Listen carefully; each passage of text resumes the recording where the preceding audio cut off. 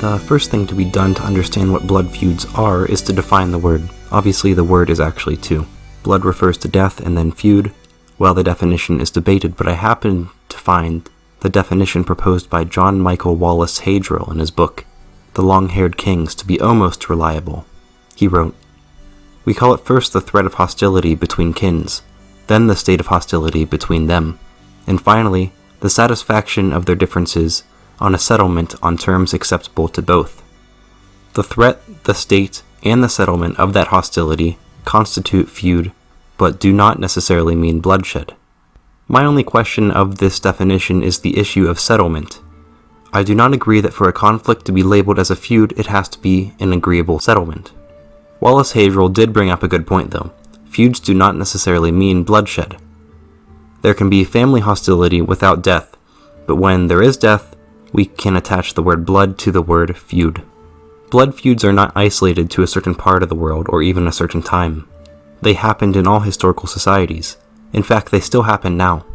What usually comes to mind for me is current Third World intertribal warfare, but actually these deadly feuds between families were, and still are, almost everywhere.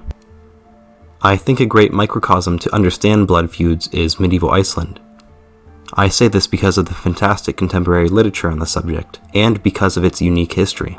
Between its settlement in the late 9th and early 10th century until its Norwegian rule, Iceland was a free state of independent family clans. These clans had sovereignty over themselves, and there was very minuscule centralized government.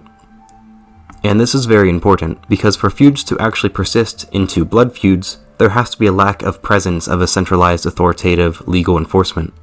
So, in the case of the Free State of Iceland and many other examples, there was no centralized legal enforcement because this task was too hard to accomplish, and they thought justice was done through the act of blood feud itself. At the time, it was actually expected of people to take revenge onto another family if it has inflicted harm onto the clan. Revenge for those who practiced blood feud came from a righteous and moralistic part of the psyche. The majority of people thought feuds and clan wars were legitimate retributive actions. There are a number of things that could initiate a blood feud. Many interclan disputes could, of course, be settled in a more peaceful way, but a feud happened when there was a lengthy series of retaliation. In order for this to arise, there must be a deep sense of family honor within the culture. With family honor, the disputes between two individuals from two different tribes are not just an offense to the individuals, but to their collective clan. These attacks and counterattacks lead to a strong sense of vengeance, and this is precisely why it is so difficult to settle blood feuds in a way to please both parties. Blood feuds are active for years, decades, and generations. They truly are the prototype for inter-nation state warfare. There are two ways these conflicts end. There's either a compromise of both parties involved, or a defeat and compromise of only the losing family clan.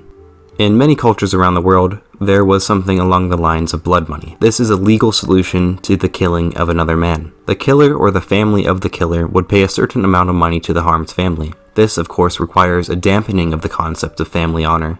That is, to admit what your family member did was a wrongful act, and it is in need of financial sacrifice.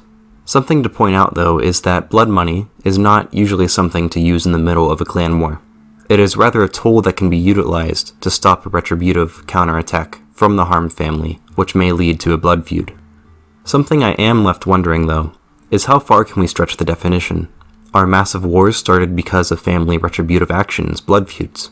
If they were, then blood feuds are not just what we would call petty clan wars, but also such massive events like the Wars of the Roses.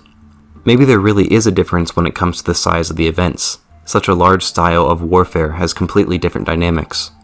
It cannot really be called a blood feud if those fighting are not fighting for or connected to their rival families, but rather their allegiance is only for their state.